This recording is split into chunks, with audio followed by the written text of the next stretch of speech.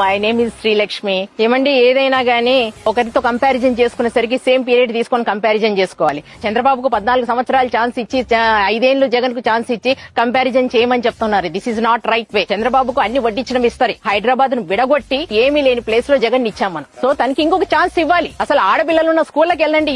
ఎంతవరకు చంద్రబాబు పట్టించుకున్నాడు ఆడపిల్లలు ఉన్న స్కూల్లో వసతులు ఇవ్వాలని? ఇప్పుడు జగన్ ఎందుకు పట్టించుకుంటున్నాడు? మరి యంగ్స్టర్సే అండి. ఎప్పుడైనా గానీ వాళ్ళు చూసి ఆలోచన చేశారు కాబట్టి వాళ్ళకి ప్రతి ఇంట్లో ఒక బిడ్డ చదువుకుంటే నువ్వు ఎంత ఆస్తి ఇచ్చినా గానీ ఒకరికి చదువుతో సమానం కానే కాదు. సో ఈయనకి ఎడ్యుకేషన్ ఇచ్చినాడు. ఎడ్యుకేషన్ ఇస్తే ఏ రోజైనా అది స్థిరమైన ఆస్తి, లైఫ్ లాంగ్ ఉంటుంది. అందుకే తను చదువు ఇచ్చాడు. అందరికి చదువుకోమని ప్రతి ఒక్కరికి ఆఫర్ చేస్తున్నాడు. వాళ్ళకి వసతులు ఇస్తున్నాడు, ఎన్నో ఫెసిలిటీస్ ఇస్తున్నాడు. గవర్నమెంట్ స్కూల్లో చదివిన పిల్లలకైనా ట్యాబ్లు ఏమి, బైజూస్ ఏమి మేం చెప్పించలేదు మా పిల్లలకు బైజూస్. ఇప్పుడు ఆయన చెప్పిస్తున్నాడు. మాకు నిజంగా కడుపులో బాధలేస్తుంది. మేము గవర్నమెంట్ స్కూల్లో మా బిడ్డను చదివించలేదు ఎందుకనేసి. కోవిడ్ గురించి ప్రతి ఒక్కరు భయపడిచ్చినారండి.